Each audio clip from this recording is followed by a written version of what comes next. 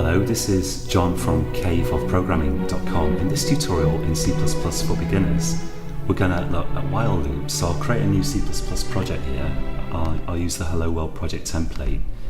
And another of the basic building blocks of computer programs are loops, because a computer program that just executes a load of statements and then finishes usually isn't much use. Often you want to do things repeatedly in programs. And the simplest way to do that is to use a while loop. Well, it's simplest when you're starting out, which is why I want to show you this, although we're going to see nicer ways to do loops later on. So supposing we want to repeat some code.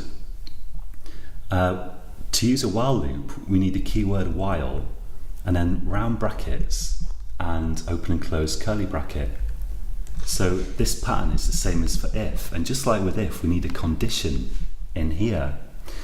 So let's take the simplest example to start with of an infinite loop. I'm going to write while true here.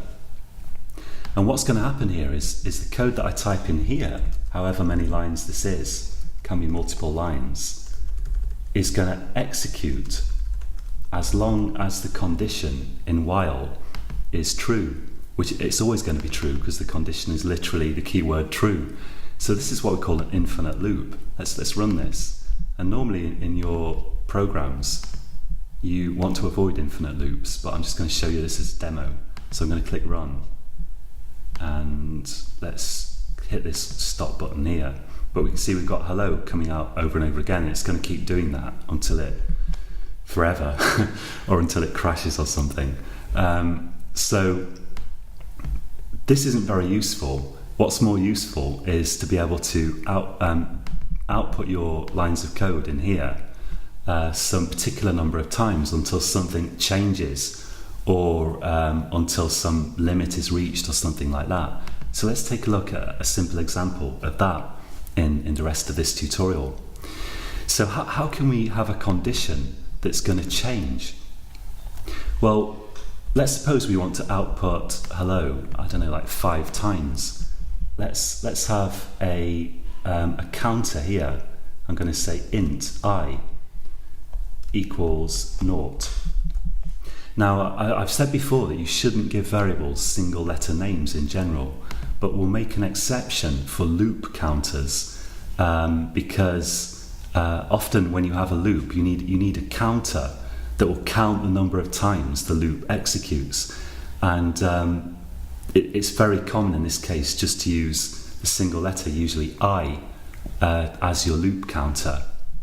But in general, you should give your variables more explicit names. And if you, even in a loop, if you can give a loop counter a more explicit name, then it's probably a good idea to do so. And we're going to say while I is less than 6, or we could say while I is less than or equal to 5, if we want this to execute 5 times.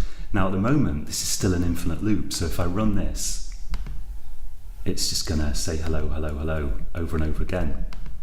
But what I can do is I can change the value of I within the loop. So after I've output this line here, I'm going to say I equals I plus 1. So remember, statements are evaluated from the right to the left, so it's going to take 1 and add it to I and store it back in I. And that means every time this code executes, the value of I increases by 1. And what's going to happen is, so the program will start from the top down, and it's going to get to the while, and it's going to say, is this condition true? And well, is I less than or equal to 5? Yes. So it's going to execute the code within the brackets. And then it's going to come back to here again, and it's going to say, is I less than or equal to 5? And it's still going to be true, so it's going to execute the code in the brackets again.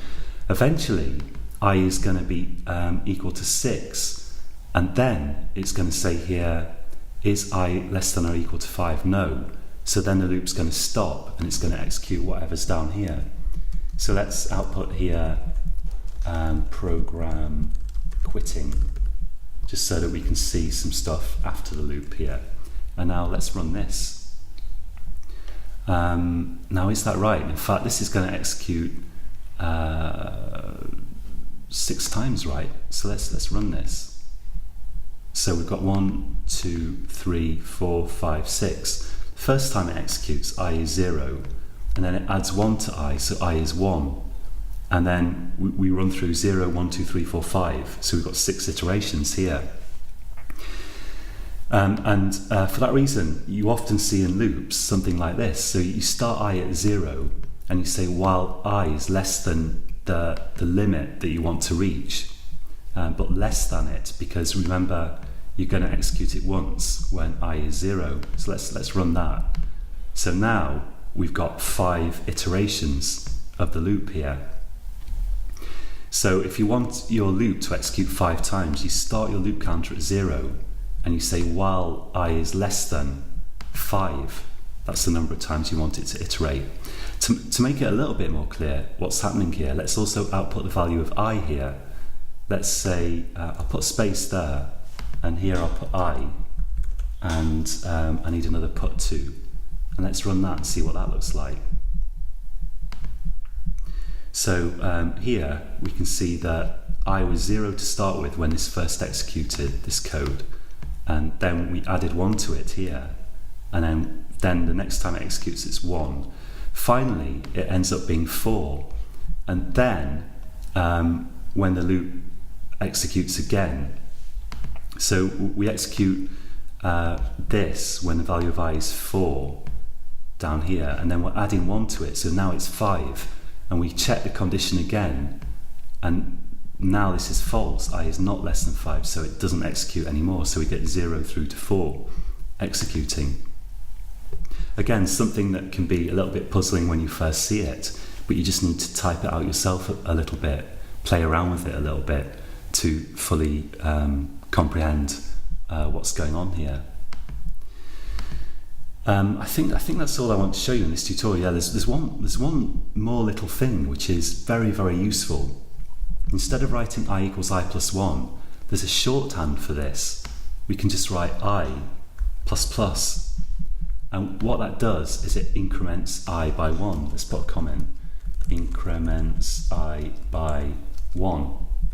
And that will do exactly the same thing, but it's just a little bit shorter than typing I equals I plus 1. And it's very common to see this plus plus operator when you're working with loops. So let's run that, and we get exactly the same results. So to practice this, write a program if you want to that does something a fixed number of times that you decided on, and make sure it actually does whatever you tell it to do, the exact number of times that you told it to execute. And also don't forget to indent stuff here within the curly brackets of the while by an extra tab. That's really important.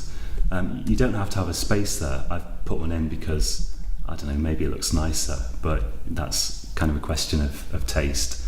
So you can put that line in or not. But as I mentioned before, if you have lots of stuff within your loop, then it's good to kind of split stuff up into logical blocks to help you read it. So that's it for this tutorial. In the next tutorial, we will probably look at do while, I think, and possibly at nesting stuff within loops, nesting if statements within loops, or certainly we're going to get onto that in the next few tutorials. So until next time, happy coding.